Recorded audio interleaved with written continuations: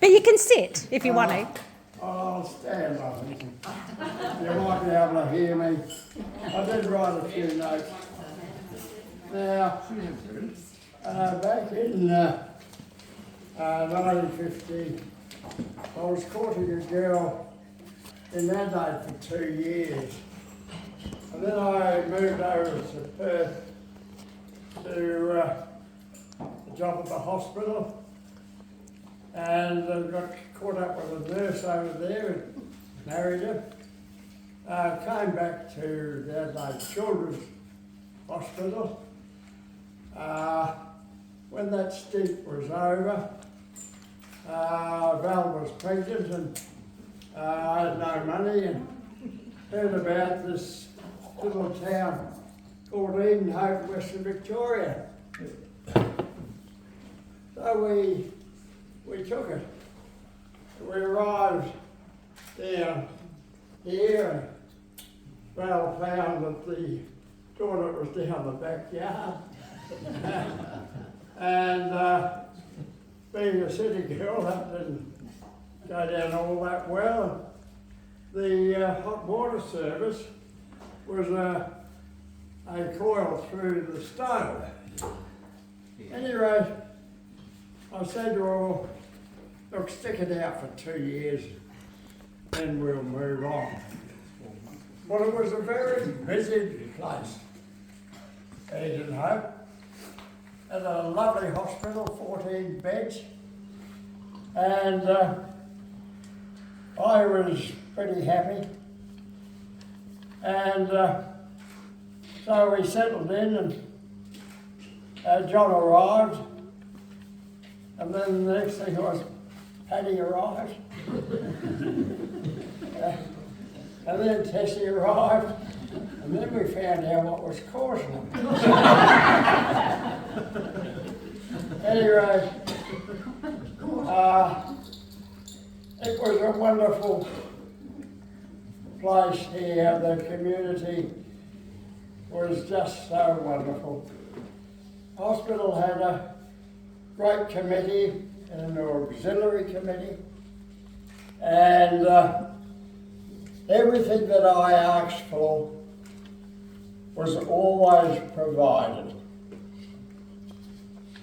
And I think back to the day when there was a 4-month-old baby, very sick, brought in, and I lumbar punctured it and put the CSF on a microscope that was in the outpatients with a counting chamber. Saw there were a huge number of white cells. So this baby had meningitis. Now, a baby that age hasn't got much chance of intravenous access, but there's a lot of veins that run across the scalp. So I was able to put a needle into one of these veins, and we held it in position with a blob of plaster of Paris. So this baby recovered well, and it was about 20 odd years later that the hospital received a cheque, donation from this baby's mother. And she said she just wanted to say thanks, because this baby had just graduated medicine. So that was pretty nice to hear. Well, look, being a busy hospital with a committee, an auxiliary committee working to raise money, and we were short of beds. We even had a couple of patients in the nurses' quarters. A bit of a no-no when the hospital and charities came up and saw that. So, at any rate, the committee was actually able to get an extension put on, and extra beds.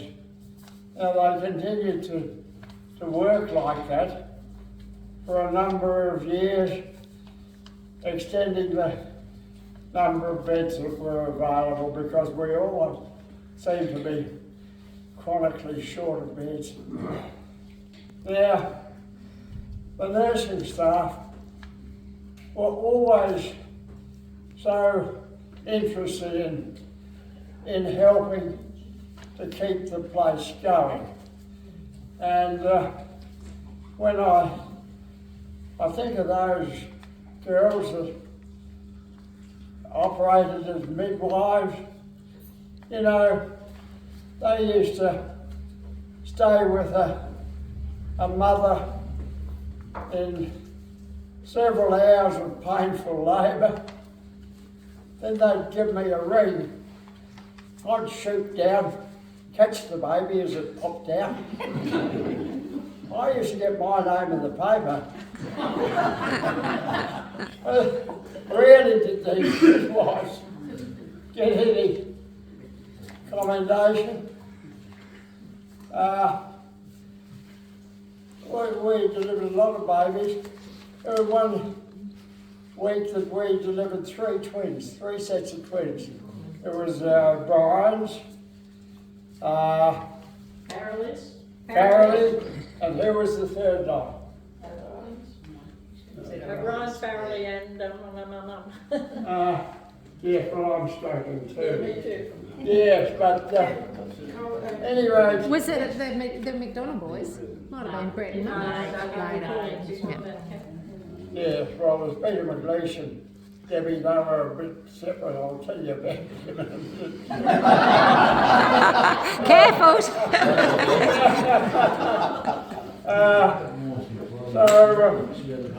The interesting thing is, just recently there's been a mother in Narracourt. Now Narracourt's not delivering any twins now. Just think of that, Narracourt. So this lady's got to go to Adelaide for several weeks and she'll be induced at 37 weeks. So we've been pretty fortunate with all that. Well, this opportunity was to say thanks to all of these people, all of you people, that have helped me over the years. And it's interesting to see where to, put my thanks, but there's so many people that were of such help. Like I think of those four fellas that worked locally. There was Bob Logan, Charlie Rivers, and forget the fourth fella, but they were all O negatives. And if we wanted blood, we could just give them a ring and we'd have a couple of units of blood in next to no time. Now, talking about blood, makes me think of Paddy in Darwin. And you know there was a helicopter crash on Melville Island up there. Oops. And 20 Americans on it, and 5 of them were flown down to Darwin. And Paddy and his son, who's also a surgeon up there now, they were operating, and they had to take this fellow's spleen out, and then he was bleeding into the lung and couldn't be controlled, so they had to take his lung out, and then they had to re-operate again. But the bleeding was still a problem. Anyway, he's been commended by the head of the Australian Trauma Service. They've been commended for their work anyway. That's nice to hear. Yeah.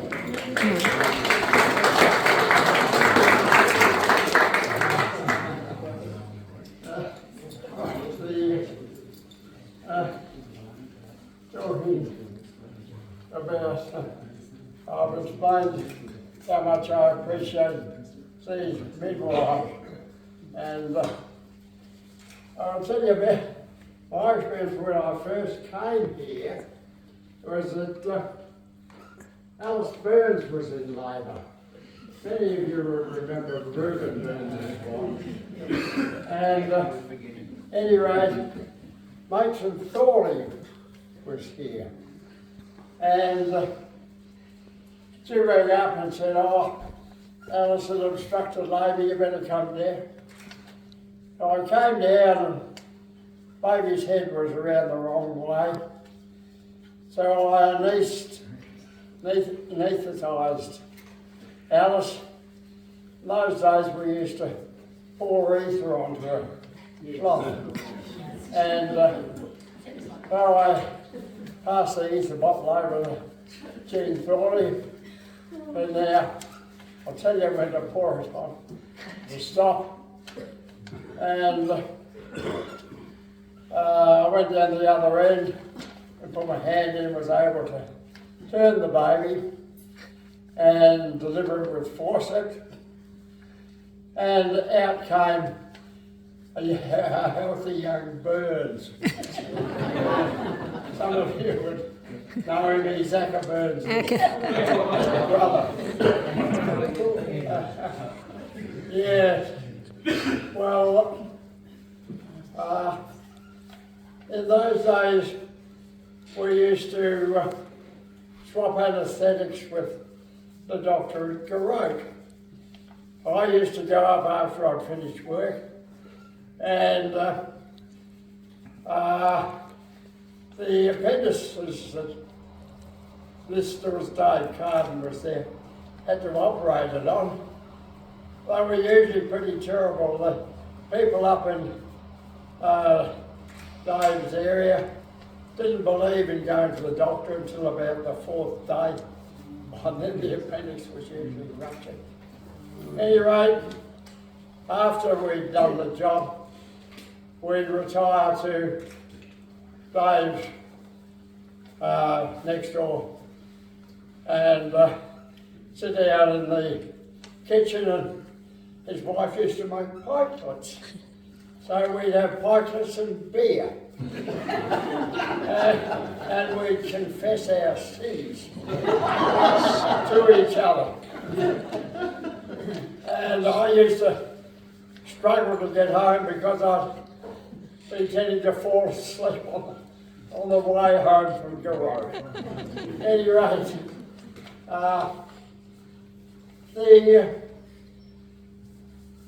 the other thing I wanted to say thanks to was the Narracourt doctors who were so good. I can remember Christmas Eve. Now there was a woman came in with appendicitis. Agnes White was actually the theatre nurse that night. And I rang Narracourt, said, "You wouldn't be able to come over and give an anaesthetic, would you?" And Martley said, "Sure."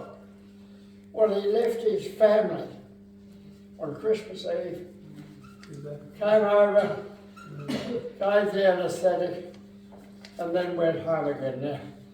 Now that's pretty generous, isn't it? Yeah. And John Smith used to come over and operate, and like they were, so helpful. There's another story about Dr. Greenaway was a newly arrived doctor in Garrote, and I asked him, could he give an anaesthetic for me? And he said, sure. So he came over for a 10-year-old child that had a hernia. And we were about halfway through. I said to him, I said, look, the blood's a bit blue. And I said, is he all right? He said, oh, yeah. 2 minutes went by. I said, look, this blood's very blue. I said, is his heart going?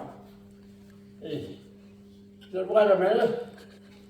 And then he came back and said, no, his heart stopped. Well, I reached over and took the knife and I sliced his chest open and put my hand in and started massaging the heart. It was only about 10 or 15 pushes and the heart was going pop, pop, pop, pop, pop, all good. So I put it underwater, drained him, sent him off down to Hamilton. He was blind for about 2 days, but came good. It was about 10 or 15 years later that his father brought this boy back to see me, and he was doing quite well at school. So he'd recovered pretty well. I think I might have to Sit down. Yeah, before you fall.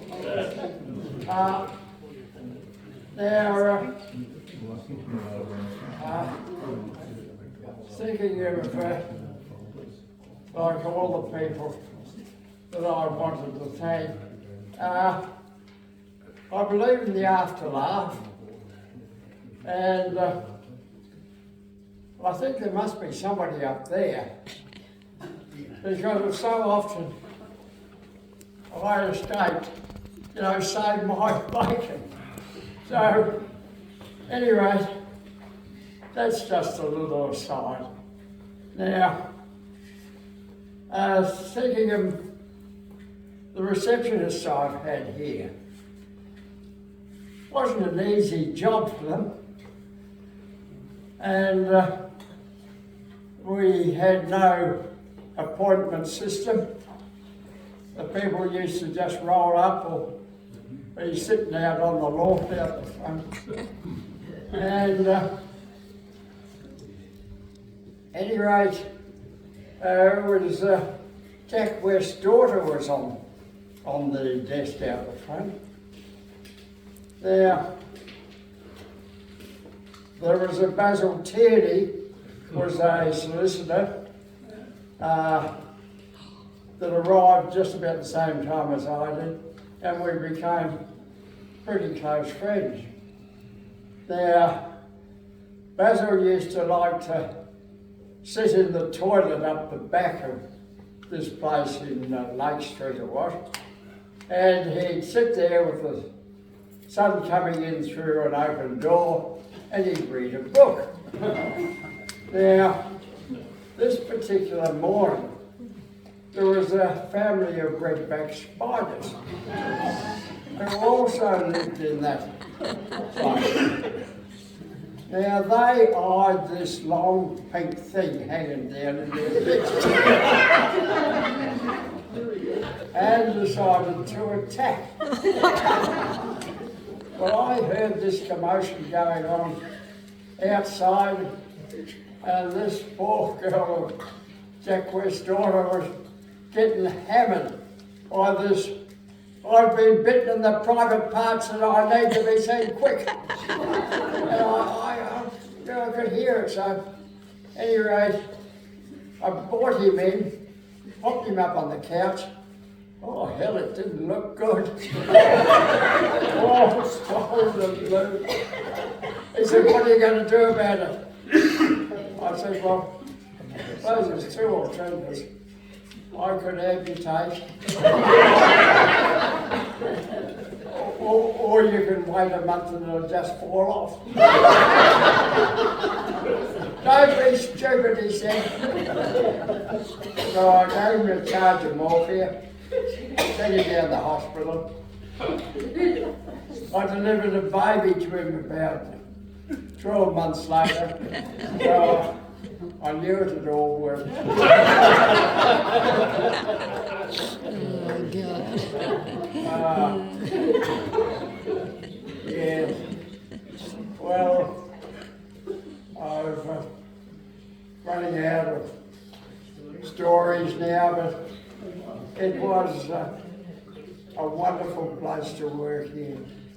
And there was a number of people to thank. And to work in a place like this wasn't difficult because everybody was along the same path. And I wanted to thank my wife for it because of all the late meals that she had to put up with. Yeah, I was talking to Liz McDonald. You will probably remember this lovely lady, John McDonald's wife. John was a real estate fellow here. And at any rate, she reminded me about how she rang me in the middle of the night with a sick child. And how pleased she was to see me. But she was so surprised when I turned up that I was in my dressing gown. Any rate, that all worked out well. I was thanked. But what did Val get? Only my cold feet when I got back. Yeah. So, there were many things like that. And Steve Flew, whose father, Kevin Flew, was the bank manager here. And I remember this night that there was the dental service arrived in town, and there was a Russian dentist lady there, and at any rate, we found that borscht was the favourite soup, and we had the opportunity to have a night. This lady, Geraldine Ryan here, she also turned up for us. So, anyway, as people came in, they were given a noggin of vodka. It proved a pretty good evening. Kevin Gallagher, who you might remember, he fell over on the way out, broke his watch. The following morning, I got a call from Kevin's wife, would you come down because Kevin can't get out of bed. And I went down, and I don't think I've ever seen anyone as pale as him. He couldn't talk, and his wife said, well, you better ring the bank and get somebody else down. So we did that, and we were able to carry on. He survived in the next couple of days back at work. But a bit of a danger in borscht soup if you're ever mixed up with it. And Geraldine Ryan also. She's shaking her head. Yes. Dear. Dear. So we've covered a bit of territory, haven't we? So, there's a number of special people that need to be made mention of. you know, the Carry Advocate was a very central part of the town. And when it closed, it was going to be disaster. No central office at all, and no way of disseminating. And then all of a sudden, this Diane girl turned up, and she produced a magnificent bit of work. You all know the Eno Echo. Yeah. And what a beautiful production it is. All those photographs.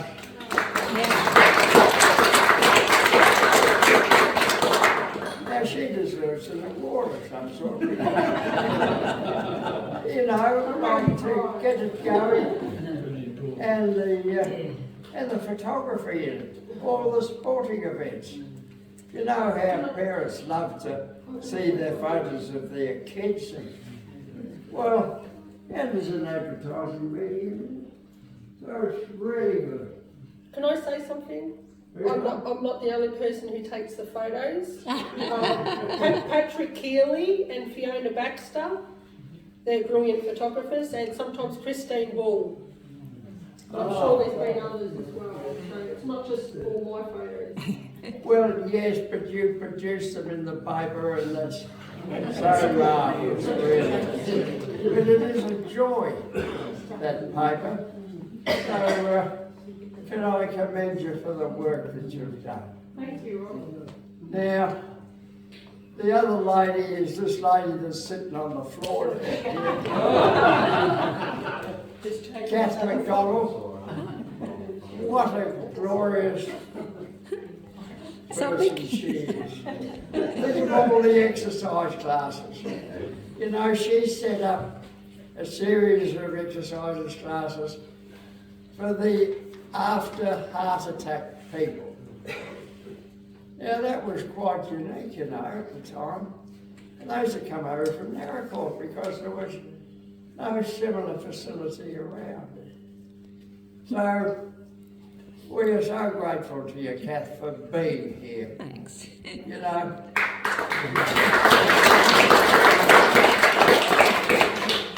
So, and thank you for organising this. Now, Very short notice. yes. Come on, Kath. Yeah, let's get it. Let's just get a few people in. Now, talking about the hospital and all the work that the girls did there, I'll take you back to Terry McCarthy, if any of you here remember him. He had kidney failure, and had spent 2 months in St. Vincent's. And they did a kidney transplant on him, but it didn't work. That meant that he faced dialysis 3 times a week, 2 hours dialysis 3 times a week, meaning he'd have to move to Melbourne and take his family with him. Now, I got to know the St. Vincent's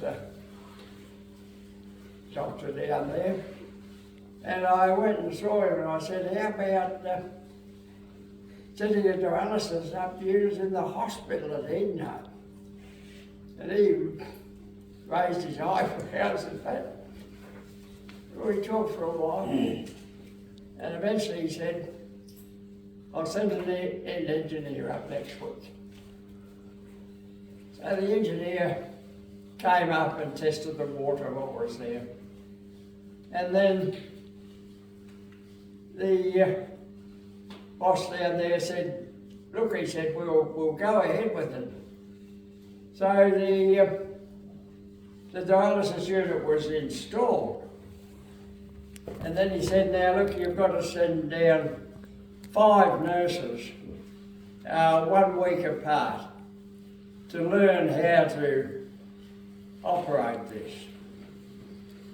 Now last time I was here, 3 of those 5 put their hands up. Now, how many are here today? Pam Cameron, Debbie McLeish. Yes, and Debbie. Well, how wonderful it was. They came back. Now, they operated the dialysis unit. I didn't have anything to do with it. They used to cannulate the clients, take the blood, send the results down, discuss with the units at St Vincent's. Now, they operated the whole thing. 5 nurses. Now, how wonderful is that?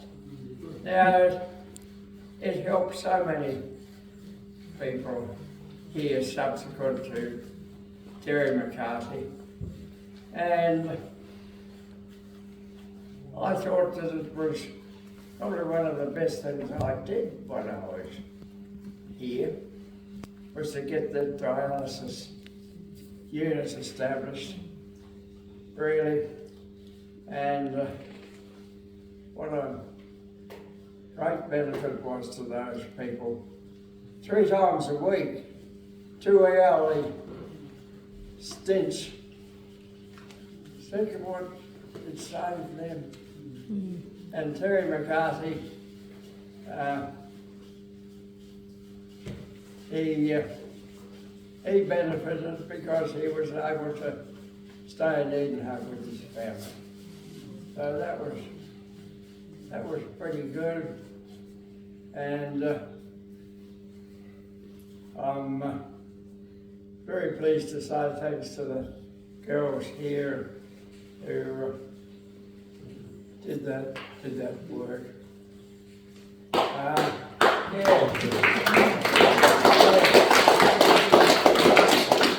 They should really be got together and something should be written about those 5 girls.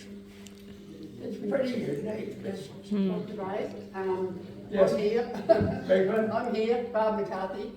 Oh, Yeah. yes, And- you, Yeah. it was really, Yeah, and I'd like to, sincerely thank you for everything you did, getting it here and everything, It just yeah, kept him going a bit longer, so. yes, Yeah. as long as you did, yes. Yeah.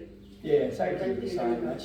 that. Yeah, There was also Kate Hackler and Betty Carragher, who are no longer with us, and Meredith Finnegan, who's not able to be here today. She was the other one of the 5.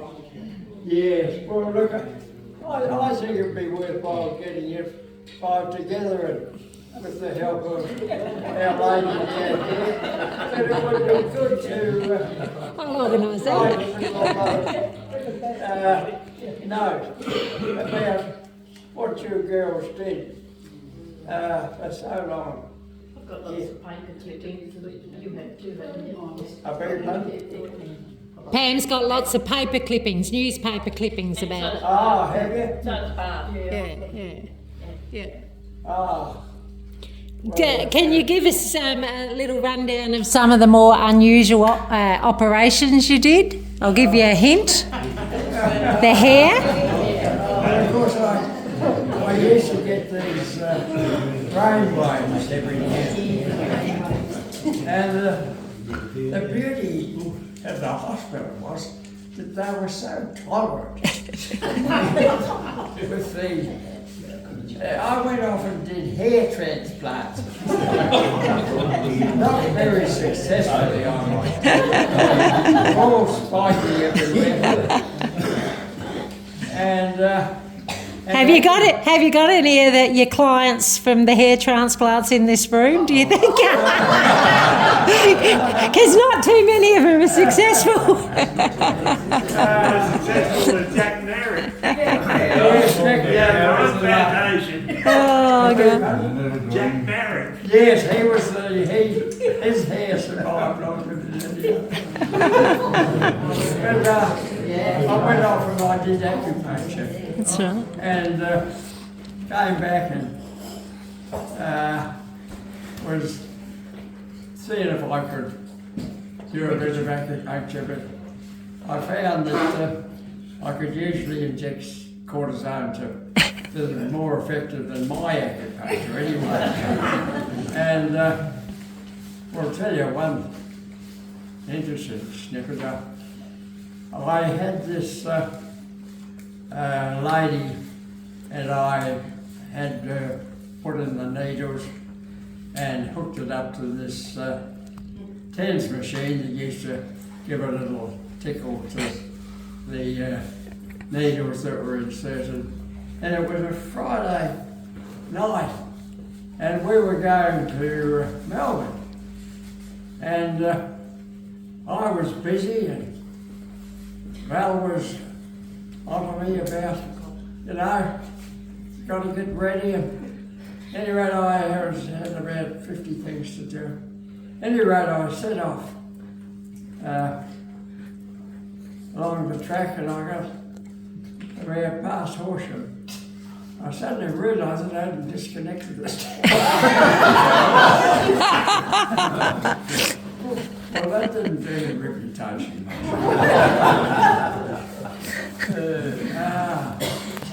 So you rang me and said, I've left a patient on the table with all these acupuncture needles in their back.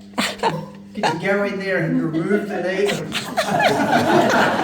Dr. John. And I said, go home.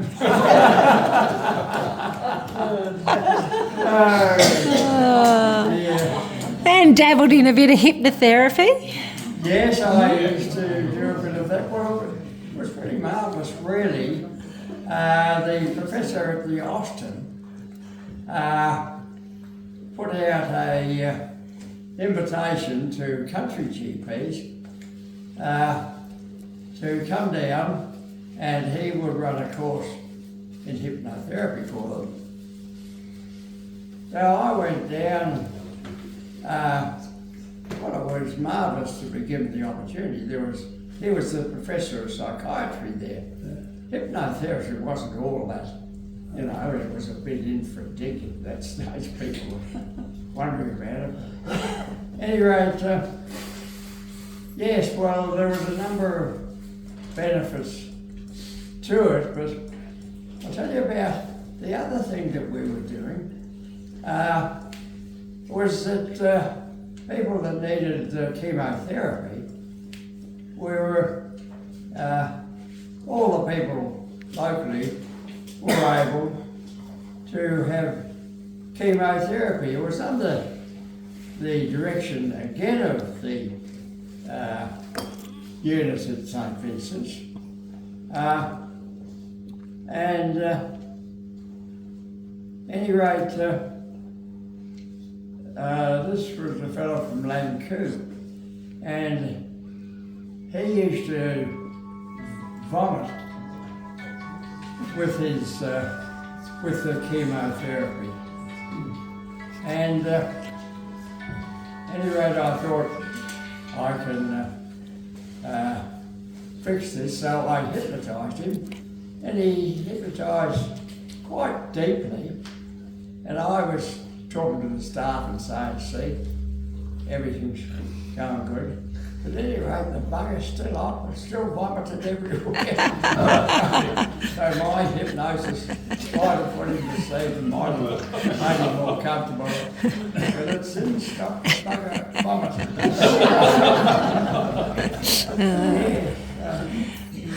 These are a number of things, but everybody was so tolerant of me, and all the things when I maybe didn't do things all that well, they'd be very tolerant of it, and it made work so much easier here.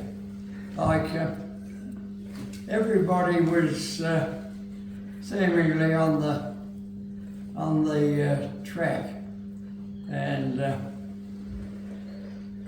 well, I suppose that we've reminisced over a few things. Well, I'll tell you perhaps another story. Basil Tenney and I had become great mates. Now, he was a solicitor who'd arrived here the same weak as I did, and anyway, we summed up fairly well. But he'd get me in the witness box, and he'd give me a fair pummeling. Like he'd say, now you say this man here had slurred speech, was glazed in the eyebrow, and walked with an unsteady gait. And he'd say, did you realise that that man had had 2 tablets of Codafin that day before he was arrested? And he'd say to me, what's the contents of Codafin? Do you know the content of it? I'd be saying no. Anyway, the fellas get off, and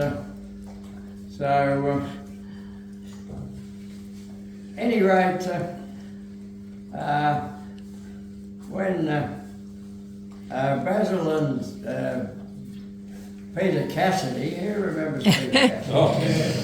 You know, now they were working at the convent doing helping, and they were working on the end of on the back of the trailer, and the rear door came down on both their hands, and they turned it up at the hospital. Peter Cassidy was a pretty stoic sort of fella. He wasn't making any noise about it. But Basil, oh, I've got a broken hand. What are you going to do? So I x-rayed them. Now, Peter Cassidy had a fracture through this bone here, but it didn't need any treatment. He could be left alone, would heal over the next 3 weeks. So I took these 2 x-rays out, and I put them up on the screen, and I said to Peter Cassidy, I said, now, look, you're fine. And I showed him Basil's x-ray, which was perfectly normal. And then I put Cassidy's x-ray, and here it had this big fracture through it. And I said, look, I'm sorry, Baz, you can see what it is like. Now I'm going to have to put you in plaster for that. So I put him up in plaster, up above his elbow, with his fingers up like this. And I sent him off home. Now, next morning in Mass, here was Basil sitting up there to show everybody, I thought, you know, how much trouble he'd got to do doing good work at school. Oh, God. Anyway, the following morning, after I'd seen him at Mass, I thought I'd go down and check on him. And here he is sitting up on the back veranda with a glass of beer in his hand. And you know what? There's 2 fellas mowing his lawn in front. You know? And he wasn't suffering at all. Well, at any rate, I took him over to the hospital, and I cut the cast off him, and I told him what it was. He grabbed me round the neck and he bloody nearly killed me.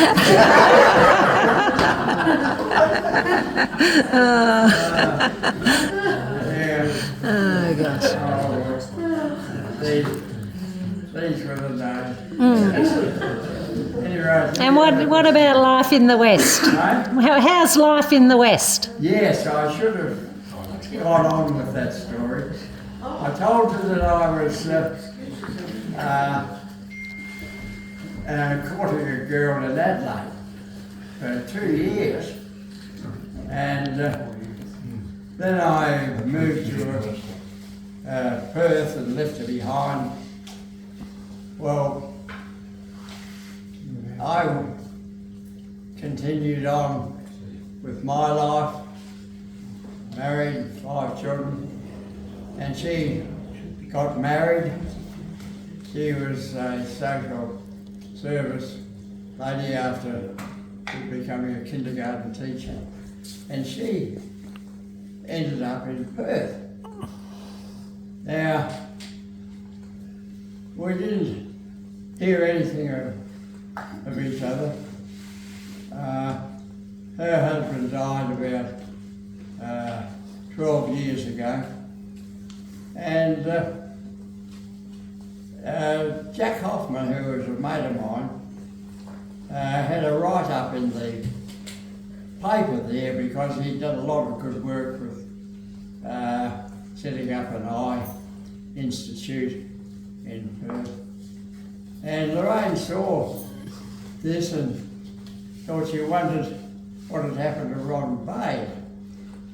So she Googled him and found that he'd got an award. So she wrote over to Dear Ron Bade, congratulations on your award. And at any rate, when the letter arrived, it was 3 weeks after Val had died. And I thought, it's pretty nice.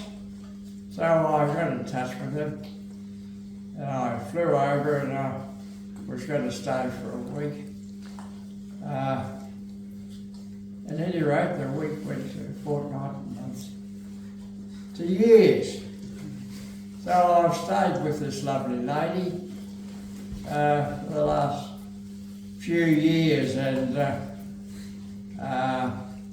we get on pretty well together. Now, she's got a sister in Adelaide in a nursing home. So when she wanted to have a stint with her sister, gave me the opportunity to come down here for a week. So I'm going back on Saturday, and on Sunday we're flying to Darwin to be with Paddy. So that's my recent time. Now, I'm 95, be 96 in about a week's time. So I'm so pleased to be here today with you. So good to be above the grass.